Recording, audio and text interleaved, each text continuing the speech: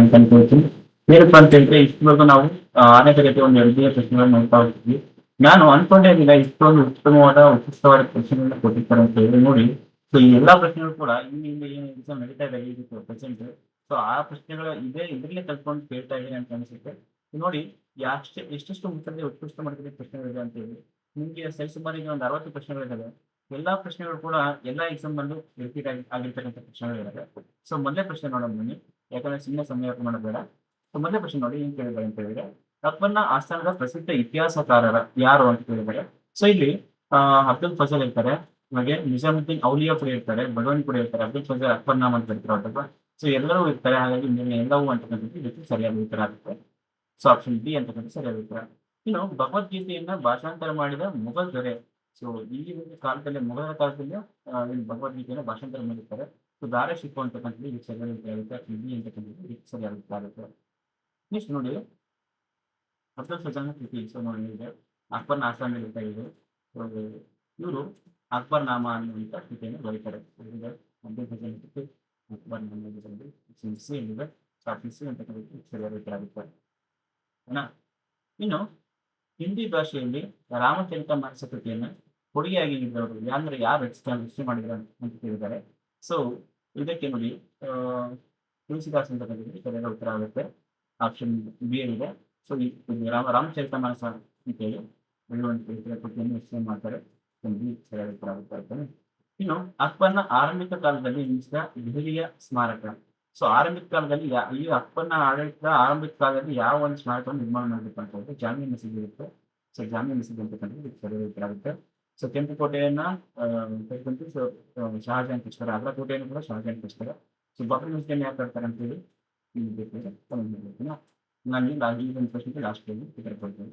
So Babri ಮಸೀದಿಯನ್ನು ಕಟ್ಟಿಸಿದಂತ ಗೆಳೆಯರು ಸಾರಿ. So ನಾನು ವ್ಯಕ್ತಿತ್ವ ನೆಕ್ಸ್ಟ್ ಬುಲಂದ್ ದರ್ವಾಜೆ. ಸೊ ಅಕ್ಬರ್ ನಿರ್ಮಿಸಿದಂತಹ ಒಂದು ಸರ್ವಶ್ರೇಷ್ಠ ಒಂದು ಕಟ್ಟಡ ಅಂತ ಹೇಳ್ಬೋದು. ಭಾರತದಲ್ಲಿ ಅತ್ಯುನ್ನತ ಆಗಿದೆ. ಇದರ ಎತ್ತರ ಎಷ್ಟು ಅಂತ ಕೇಳಿದ್ರೆ ಇದರ ಎತ್ತರ ಒಂದು 30 ಮೀಟರ್ ಆಗಿರುತ್ತೆ. ಸೊ ಇದರ ಒಂದು ಬುಲಂದರ್ ದರ್ವಾಜೆ ಇದೆ ಒಂದು ಲೈನ್ ಬರೆಯಲಾಗಿದೆ. ಅದೇನಪ್ಪಾ ಅಂತ ಹೇಳಿದ್ರೆ ಜಗತ್ತು ಒಂದು ಸೇತುವೆ ಅದನ್ನು ದಾಟುವಂತೇಳಿ. ಜಗತ್ತು ಒಂದು ಸೇತುವೆ ಅದನ್ನು ದಾಟುವಂತೆ ಇಲ್ಲಿ ಬರ್ತೀನಿ ಬುಲಂದರ್ ದರ್ವಾಜೆ. ಓಕೆನಾ? ಆಪ್ಷನ್ ಇದಕ್ಕೆ ಆಪ್ಷನ್ ಸಿ ಅಂತ ಕಂಡಿದೆ 40 ಮೀಟರ್ ಅಂತಕ್ಕಂಥದ್ದು ಇದರಲ್ಲಿ ಕಾಣ್ತಿದೆ. ಇನ್ನು ಶಹಜಾನ್ ಮುಂತಾದ ಅಂತಿಯಾಗಿ ಕಟ್ಟಿದಂತಹ ಸ್ಮಾರಕ ಯಾರಪ್ಪ ಅಂದ್ರೆ ತಾಜ್‌ಮಹಲ್ ಕಟ್ಟಿಸ್ತಾರೆ. ಮುಂತಾದ ಅಂತಿಯಾಗಿ ಇದು ಆ, ನಮ್ಮ ಉತ್ತರ ಪ್ರದೇಶದಲ್ಲಿರೋದನ್ನ ನಾವು ಕಾಣ್ತೇವೆ. ಓಕೆನಾ?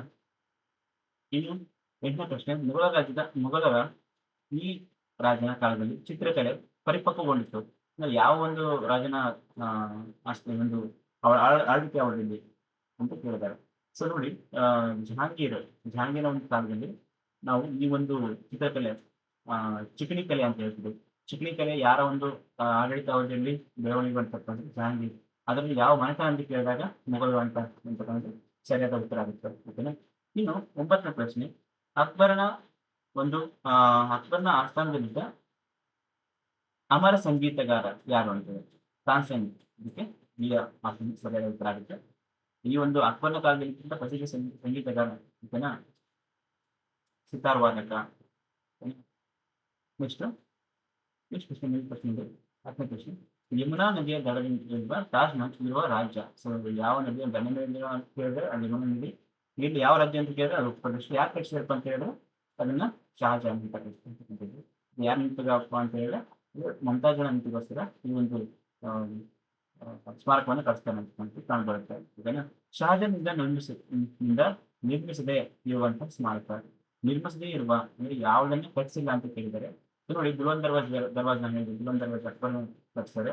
ಸೊ ಇದು ಗುಜರಾತ್‌ನ ಒಂದು 1776 ಸಂದರ್ಭದಲ್ಲಿ ಸೊ ಗುಜರಾತ್ ಮೇಲೆ ಅಕ್ಬರ್ ದಾಳಿ ಮಾಡಿರ್ತಾನೆ. ಆ ಸಂದರ್ಭದಲ್ಲಿ ಅದರ ಒಂದು ದಿಗ್ವಿಜಯ್ ಸೇನೆ ಅಂತ ಹೇಳಿ ಬುಲಂದ್ ದರ್ವಾಜವನ್ನು ಕಟ್ಟಿಸ್ತಾರೆ.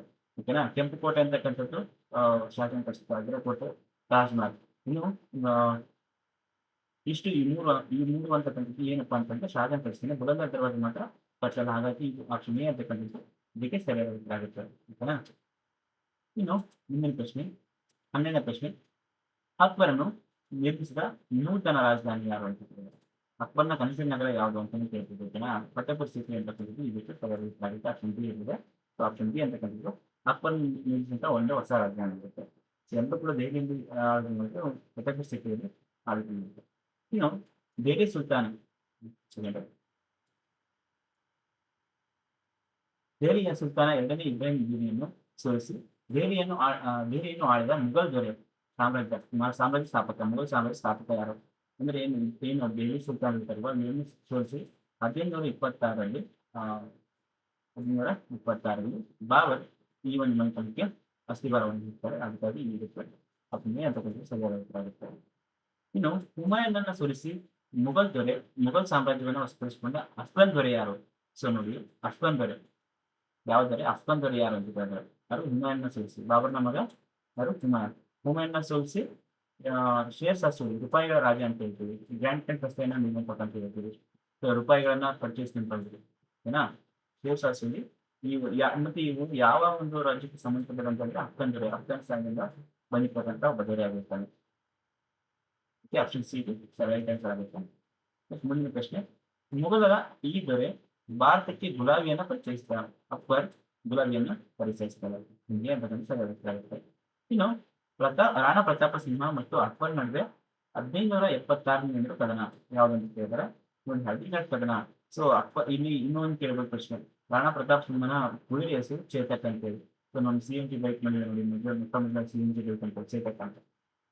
ಅದು ಕೂಡ ಅದನ್ನಾಗ ನೆನಪಿರ್ಬೋದು. ಆ ರೀತಿಯಾಗಿ ನೆನಪಿರ್ಬೋದು. 1576 ಏಪ್ರಿಲ್ 1576 ಈ ಹಳ್ಳಿಗಾಡ್ ಕಂಡಿರೋದು ರಾಜಸ್ಥಾನದಲ್ಲಿ. ಯಾರ್ಯಾರ ಮಧ್ಯೆ ನಡೀತಪ್ಪ ಅಂತ ಹೇಳಿದ್ರೆ ಈ ರೀತಿ ಮಧ್ಯೆ ನಡೆಯುತ್ತೆ. ಇನ್ನು ಹಿಂದೂಗಳ ಮೇಲೆ ಜಿಸಿಯಾ, ಇದು ಜಿಸಿಯಾ ಆಗ್ತಾ ಇದೆ. ಜಿಸಿಯಾ ಅಂತಕ್ಕಂಥದ್ದು ಜಿಸಿಯಾ ಎಂಬ ತೆಲಂಗಾಣ ಹಾಗೂ ಯಾತ್ರಾ ತೆರಿಗೆಯನ್ನು ರದ್ದುಪಡಿಸಿದ ಮೊಘಲ್ ದೊರೆ ಯಾರಪ್ಪ ಅಂತ ಹೇಳಿದ್ರೆ ಅಕ್ಬರ್. ಮತ್ತೆ ಇದನ್ನ ಮತ್ತೆ ಏನೊಬ್ಬರು ಜಾರಿಗೆ ತರ್ತಾರೆ. ಸೊ ಅಕ್ಬರ್ ಇದನ್ನ ರದ್ದು ಮಾಡಿದ್ರೆ, ಆದ್ರೆ ಔರಂಗಜೇಬ್ ಇದನ್ನ ಮತ್ತೆ ಪುನಃ ಜಿಸಿಯಾ ತೆರಿಗೆಯನ್ನು ಮತ್ತೆ ಹಿಂದೂಗಳನ್ನು ಹಾಕ್ತಾರೆ. ಇದನ್ನ ರದ್ದುಪಡಿಸಿದ ರಾಜ ಯಾರಪ್ಪ ಅಂತ ಹೇಳಿದ್ರೆ ಮೊಘಲ್ ದೊರೆ ಯಾರಪ್ಪ ಅಂತ ಹೇಳಿದ್ರೆ ಅಕ್ಬರ್. ಇದನ್ನ ಮತ್ತೆ ಪುನಃ ಜಾರಿ ತಂದವರು ಜಹಾಂಗೀರ್ ಔರಂಗಜೇಬ್ ಆಗಿರ್ತಾರೆ. ಓಕೆನಾ? ನೆಕ್ಸ್ಟ್ 18ನೇ ಪ್ರಶ್ನೆ, ರಾಣಾ ಪ್ರತಾಪ್ ಸಿಂಹನ ಒಂದು ಬೃಹತ್ ಕಂಚಿನ ಪ್ರತಿಮೆ ಇರುವಂತಹ ಸ್ಥಳ ಯಾವುದು? ರಾಣಾ ಪ್ರತಾಪ್ ಸಿಂಹನ ಬೃಹತ್ ಕಂಚಿನ ಪ್ರತಿಮೆ ಇರೋದು ಲಾಹೋರ್ನಲ್ಲಿ ಕಂಡುಬರುತ್ತೆ. ಆಪ್ಷನ್ ಎ ಅಂತಕ್ಕಂಥದ್ದು ಸರಿಯಾಗುತ್ತೆ. ಮೇವಾಡ ತಂದು ರಾಜಸ್ಥಾನ ಅಂತ ಕೊಟ್ಟಿದ್ದಾರೆ, ಆದರೆ ಲಾಹೋರ್ನಲ್ಲಿ ಇವರ ಒಂದು ಕಂಚಿನ ಮೂರ್ತಿಗಳನ್ನು ನಾವು ಕಾಣ್ತೀವಿ. ಹಾಗಾಗಿ ಇದಕ್ಕೆ ಎ ಅಂತಕ್ಕಂಥದ್ದು ಸರಿಯಾಗುತ್ತೆ. ಇನ್ನು 19ನೇ ಪ್ರಶ್ನೆ, ಅಕ್ಬರ್ನ ಕಾಲದಲ್ಲಿ ಜನಮನ್ನಣೆ ಗಳಿಸಿದ ಭೂಕಂದಾಯ ಪದ್ಧತಿಯನ್ನು ರೂಪಿಸಿದ ಮಂತ್ರಿ ಯಾರು? ಅಕ್ಬರ್ನ ಕಾಲದಲ್ಲಿ ಒಬ್ಬ ಶ್ರೇಷ್ಠ ಒಬ್ಬ ಕಂದಾಯ ಮಂತ್ರಿ ಇರ್ತಾರೆ. ಸೊ ಅವ್ರು ಯಾರಪ್ಪ ಅಂತ ಹೇಳಿದ್ರೆ ರಾಜಚೋಳರಮಲ್ಲ. ಇದಕ್ಕೆ ಸರಿಯಾದ ಉತ್ತರ ಆಗುತ್ತೆ. ರೂಪಿಸಿದ ಮಂತ್ರಿ ಯಾರಪ್ಪ ಅಂತಂದ್ರೆ ರಾಜಚೋಳರಮಲ್ಲ.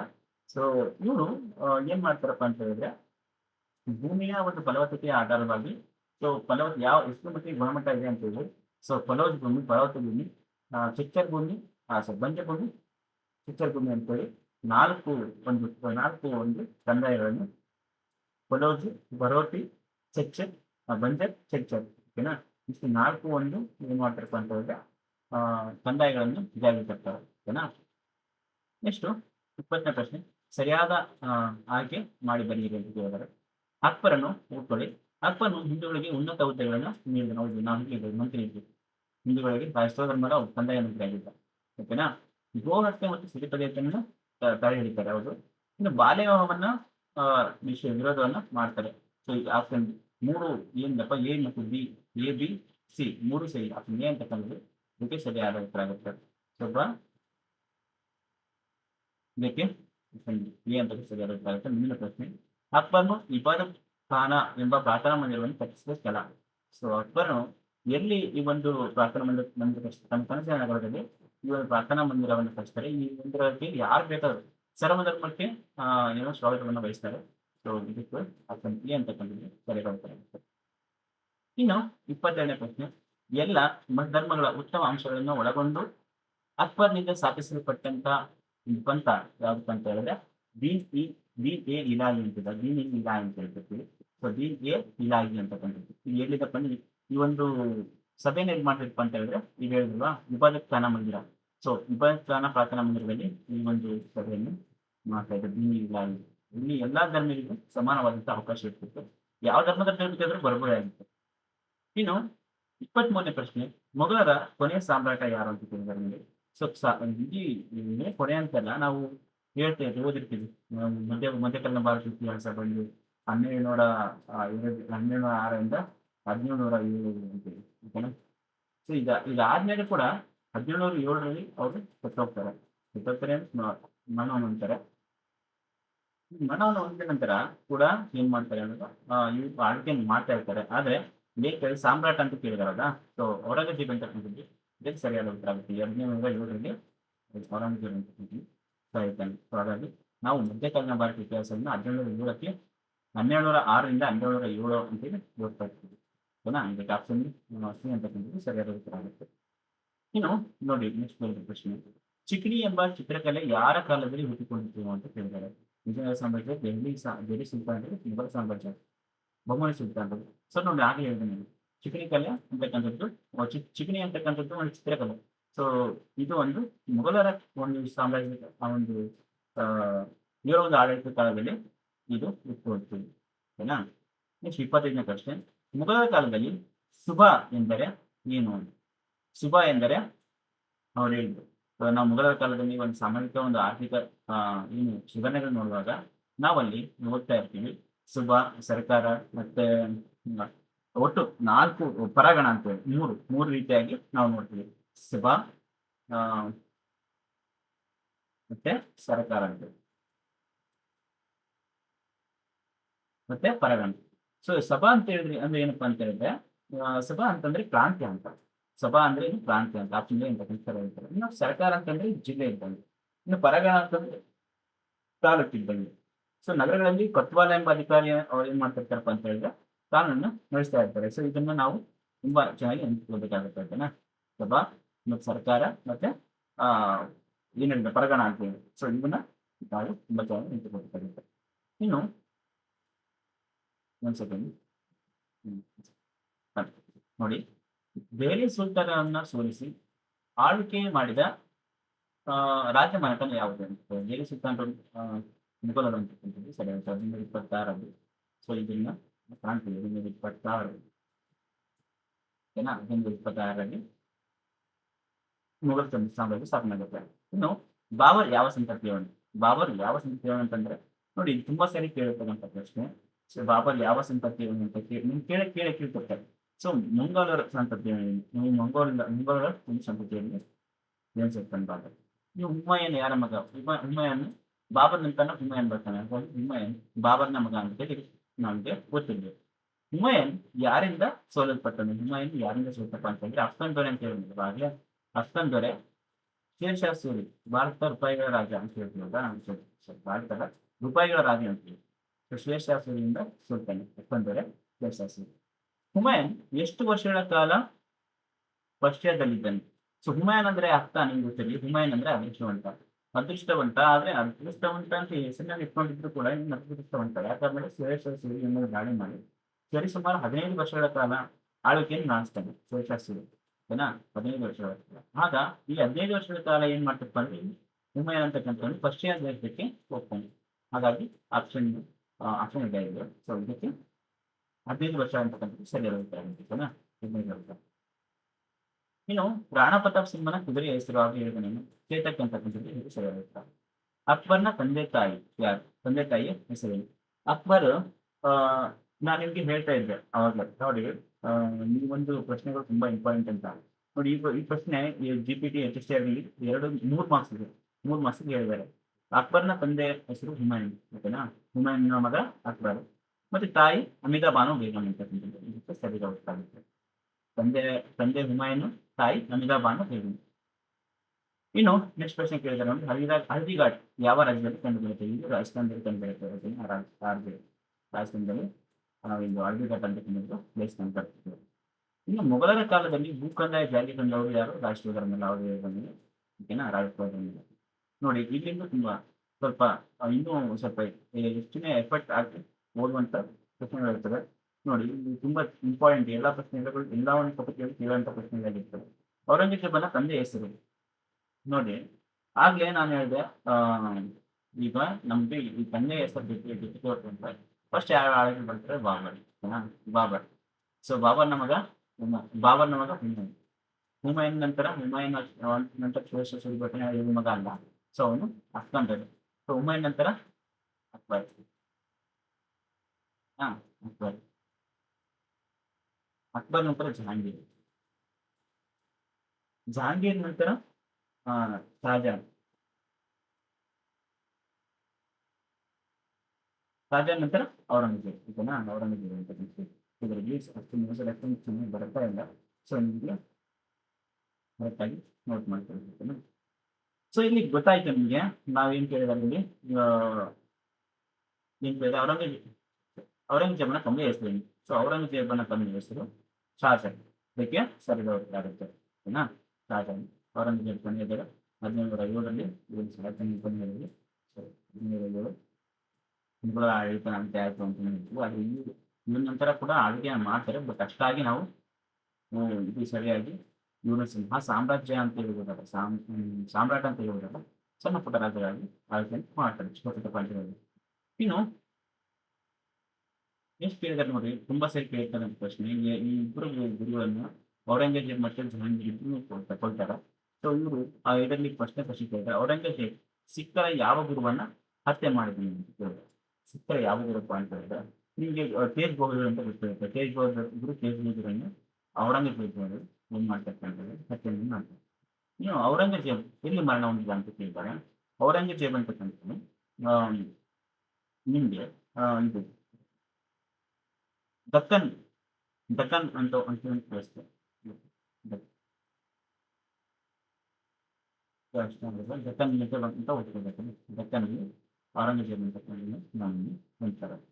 ಇನ್ನು ನೆಕ್ಸ್ಟ್ ಕ್ವಶನ್ ನೋಡಿ, ಸಿಖ್ ದೀಕ್ಷೆ ಪಡೆದವರಿಗೆ ಏನೆಂದು ನಾಮಾಂಕಿತ ನೀಡಲಾಗುತ್ತೆ. ಸಿಖ್ ದೀಕ್ಷೆ ಪಡೆದವರಿಗೆ ಸಿಂಗ್ ಅಂತ ಕರಿತೀವಿ. ಖಡ್ಗ ನೀರು ಬಟ್ಟೆ ಸೌಂದರ್ಯ ಕ್ರೀಡಾಂಶಕ್ತಿಯಿಂದ ನೋಡಿರ್ತಾರೆ ನೀವು, ಇಲ್ಲಿ ಸಿಂಗ್ ಅಂತ ಕರಿತೀವಿ. ಇನ್ನು ಮೊಘಲರ ರಾಜ ಜಹಾಂಗೀರ್ ಸಿಖ್ಖರ ಯಾವ ಮೊಘಲ್ ಜಹಾಂಗೀರ್ ಅದೇ ಹೇಳಿದ್ರೆ ಔರಂಗಜೇಬ್. ಈಗ ಜಹಾಂಗೀರ್ ಯಾರನ್ನ ಅಂದ್ರೆ ಈ ಸಿಖ್ಖರ ಯಾವ ಧಾರ್ಮಿಕ ಗುರುವನ್ನ ಹತ್ಯೆ ಮಾಡಿದೆ ಅಂತ ಹೇಳಿದ್ರೆ ಐದನೇ ಗುರು ಅರ್ಜುನ್ ದೇವ ಅಂತ. ಐದನೇ ಗುರು ಅರ್ಜುನ್ ದೇವ ಅನ್ನ ಜಹಾಂಗೀರ್ ಹತ್ಯೆ ಮಾಡ್ತಾನೆ ನೋಡಿ. ಇನ್ನು ಮುಂದಿನ ಪ್ರಶ್ನೆ ನೋಡ್ತಾ ಪ್ರಶ್ನೆ, ಅಕ್ಬರ್ನ ಹೊಸ ಧಾರ್ಮಿಕ ಪದ್ಧತಿಯಲ್ಲಿ ಯಾವ ಧರ್ಮೀಯರು ಭಾಗವಹಿಸ್ತಿದ್ರು ಅಂತ ಕೇಳ್ತಾರೆ. ಅಕ್ಬರ್ನ ಇನ್ನೊಂದು ದೀನ್ಗೆ ಇಲಾಯಿ ಅಂತ ಇದೆಯಲ್ಲ, ಇಲ್ಲಿ ಜೈನರು, ಬೌದ್ಧರು, ಹಿಂದೂಗಳು ಎಲ್ಲರೂ ಕೂಡ, ಕ್ರಿಶ್ಚಿಯನ್ನರು ಎಲ್ಲರೂ ಕೂಡ ಭಾಗವಹಿಸಬಹುದಿತ್ತು. ಪಾಶ್ಚಾತ್ಯ ಆಗಿರ್ಬೋದು, ಪಾರ್ಸಿ ಆಗಿರ್ಬೋದು, ಎಲ್ಲರೂ ಕೂಡ ಭಾಗವಹಿಸಬಹುದಿತ್ತು. ಇನ್ನು ಅಕ್ಬರ್ ಕಾಲದ ಪ್ರಸಿದ್ಧ ಕವಿಗಳು ಯಾರಪ್ಪ ಅಂತ ಹೇಳಿದ್ರೆ ಅಬ್ದುಲ್ ಫಜಲ್ ಆಗಿರ್ಬೋದು, ನಿಜಾಮುದ್ದೀನ್ ಔಲಿ ಆಗಿರ್ಬೋದು, ಬದೋನ್ ಆಗಿರ್ಬೋದು, ತುಳಸಿದಾಸ್ ಆಗಿರ್ಬೋದು, ಇದೆಲ್ಲಕ್ಕೂ ಸರಿಯಾಗಿ ಉತ್ತರ ಆಗುತ್ತೆ. ಇನ್ನು ಔರಂಗಜೇಬ್ ಯಾವ ವಿಷಯಗಳಿಂದ ದೂರ ಇದ್ದಪ್ಪ ಅಂತಂದ್ರೆ ಜೂಜಾಡುವಂಥದ್ದು ಮತ್ತೆ ಸಂಗೀತ ಕೇಳುವಂಥದ್ದು ಇದಕ್ಕೆ ಸರಿಯಾಗಿ ಉತ್ತರ ಆಗುತ್ತದೆ.